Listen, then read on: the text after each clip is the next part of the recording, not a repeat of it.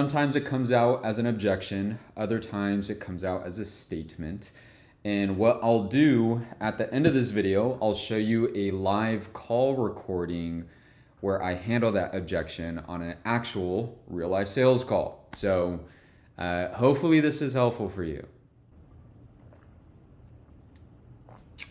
Cool. Now, whether you are closing, whether you're setting, even if you're doing something like in-person sales, let's say in-person fitness sales, for example, there will be a lot of people that you speak with. I'd say at least 3 out of 10 prospects that have tried something similar to what it is that you're offering or selling, that have either A, been scammed before, quote unquote, or B, didn't get the results that they wanted from the company. Okay, now this is how you handle that objection when it does come up. The first thing I'll say is that number one, you could prevent that objection from coming up in the first place. And it's really simple. All you need to do is ask them early on in the conversation one of 2 questions. Number one, have you tried something similar in the past? Or number 2, have you tried solving X problem in the past? At that point is when you'll get them to open up and let you know, yes, I've been scammed. Or, yes, Alex, I did pay a company for marketing services this past year and I didn't get the results that I wanted from the company. Now, what most people do is they put the boxing gloves on, right? They start walking backwards and defending themselves for no reason. Essentially saying things like, Alex, that sucks. I'm sorry that happened to you. But have you seen our testimonials? Or I could assure you, Alex, we're different. Or I promise you'll see better results from our team. And 2 things are going wrong in that when you go that direction. Number one is that you're walking backwards and defending yourself for no damn reason. Number 2 is you're not coming from a place of true understanding. What I mean by that is you're not coming from a place where you're understanding what the person has gone through, the experience they had, and trying to figure out what it is that they want to see different from your company. That way they could trust it's a good fit for them. And I'll give you an example, right? Let's say you have a significant other. Let's say in my case, I have this girl that I've been talking to for some time, and now I want to make her my girlfriend. So I ask her, I say, hey, we've been talking for a couple months. I think we've both been enjoying the time we spent together. I would like to make you my girlfriend. And she lets me know, Alex, I enjoy the time we spent together as well, but here's the thing. In my last relationship, I got cheated on, and it makes me difficult to trust people, or makes me put myself in a place where I don't want to be in a relationship again. I get 2 options at that point. Number 1, I could put the gloves on and start defending myself and let her know, hey, listen, that sucks you got cheated on, but I promise it won't happen with me. Or B, I could try to come from a place of true understanding of what she's been through and figure out what it is that she wants to see different from me. That way she could trust the same situation won't happen with her. Now, to break that down further, you guys, I break it up in a simple 6-step process here, which we'll cover right now. And allow your questions to do the talking. There is no reason to defend yourself, right? Show that you're different through the questions that you ask. The first step with that is to empathize with the prospect. So if someone tells me, hey, I've been scammed before, the first thing I'm going to do is empathize with them.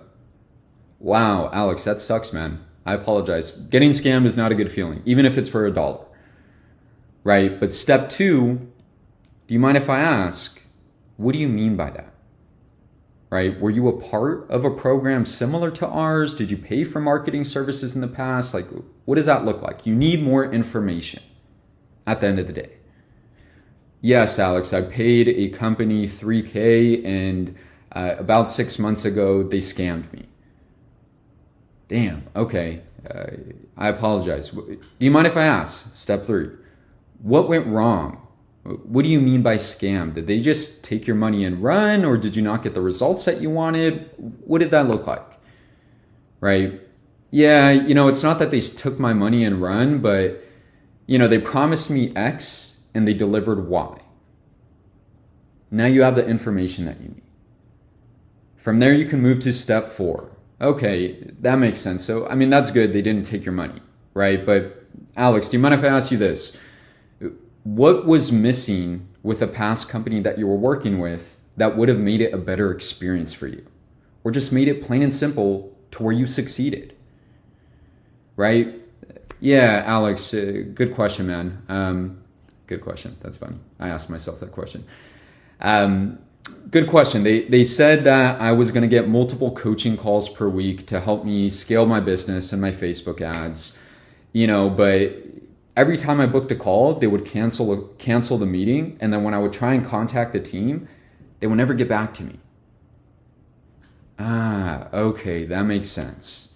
So, Alex, it sounds like what you're really looking for is like that hand-on-hand coaching, right? Someone to guide you through every step of the process. Is that correct? Yes, that's correct. Step number 5, make them sell themselves to you. Well, Alex, listen, I know you went through that, but you're on this call for a reason, right? Do you mind if I ask, like, what stood out about our team that made you even show up to the call today? Well, I saw your testimonials. I know the person who owns the business. I trust him. I've seen a lot of the stuff that he posts, and it just gives me a different feeling compared to the past company I've worked with, right? Now they are selling themselves to you on how you are different rather than you giving statements on how you're different, right? There's a big difference with that. There's a lot more power when it comes out of their mouth rather than when it comes out of yours. From there, step 6, super simple.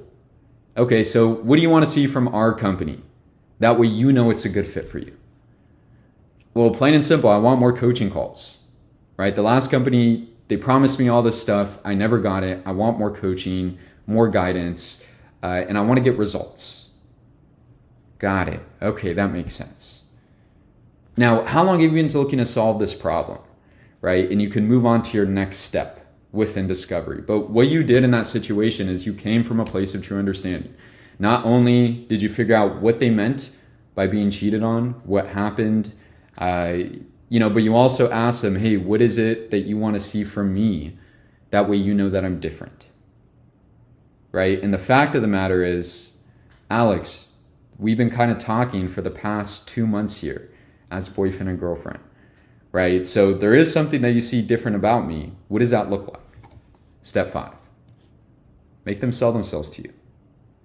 Now, super simple process, you guys. And after going through this, you could just move on to your discovery questions from there. Of course, like sometimes it'll still pop up in the close and you just have to be super convicted in what it is you could deliver to continue pushing past that. But the thing is, you don't want to constantly be at this forefront battle with people where you're always trying to defend yourselves based off mistakes that past companies made with them. Show that you're different through the questions that you ask. Now, what I'm going to do next is take it to a sales call where I actually handled that objection. And yeah, hopefully you liked it. This is a $12,500 deal that I closed this last week. And I got this exact same objection. So I'll play the video, we'll walk through it. I'll even talk about a mistake that I made in the video as well. Well, let me know. Do you have any questions on any of that? Does that kind of sound like what you're looking for?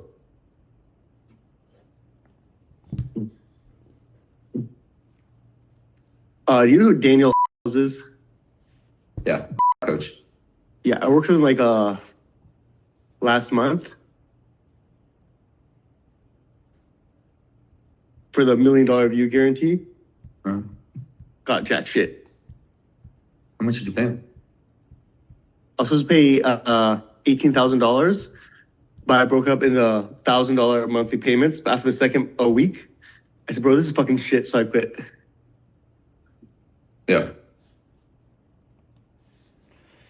So, one mistake I made, I didn't ask early in the conversation, have you tried something like this in the past? I don't know how I blanked out on it. This is a sales team that I'm building. This is actually the first call that I took for him, and I closed the deal. But it got to the point where I dropped the price. He gave me a couple objections, and this is really the last one that came up before I ended up closing the deal. Okay, and the mistake that I made was that I should have asked 30 minutes ago, hey man, have you tried something similar in the past? And I didn't, right? And then exactly what I said, what you don't want to happen earlier in this video happened. I got to the close and he started word vomiting about the past company that he worked with and how he didn't get jack shit, right? Now, let's see how I handled the objection. Cause they just gave me all the top 10, the top viral videos in my niche, and they said just recreate it. Yeah. Have you seen the views on his videos? Yeah, Not it's so horrible. Not that great. Yeah. That should kind of answer the question. But I mean, listen, you know Brian, he's worked with Devin. I mean, I could literally show you a video of him talking about Devin, if that helps. Like, do you really think Devin would let you fail if he's literally working with you side by side? Probably not. Yeah. And that was it. You guys, right after this, he was like, let's do it, right? And then we had 45 minutes of cards being declined, and then we figured it out. But at this point, you know, I was so close to getting payment and getting him to jump in. I really had two options. Like, I could start putting the gloves on and defending our company. I could start talking shit on the other company and say, hey, those guys are just trash, which I didn't want to do. So I just asked him a question. Hey man, I know what you're here for is to grow your personal brand. The last guy you worked with, have you seen his brand? And he said, yeah, it's shit. And I said, yeah, that should answer your question. Right? Now, he was also familiar with Devin. He knew who he was. So I also asked him, hey, do you really think Devin will let you fail? And he said no. Right? Right after this, I just went to the point of, beautiful, let's get you ready to rock. He paid, had some card issues and so forth. But this one was a little bit unconventional, you guys. Reason being is because I fucked up. I allowed it to get all the way to the end of the call. I didn't ask the proper question to figure out if he worked with someone in the past. And then what ended up happening is that right when he was going to pay, he started talking about the company that he didn't get results with. You know, luckily I was able to just kind of breeze over it with one or two questions, but that is the reason why you want to ask early on in the conversation that simple question. Have you worked with someone similar in the past? Yeah, I did, man. I worked with this guy, X name, at X company. I just paid him like 3 months ago and it was dog shit. I didn't get the results that I wanted. Damn. How much did you pay, man? I paid X amount of money. Wow, that sucks, bro.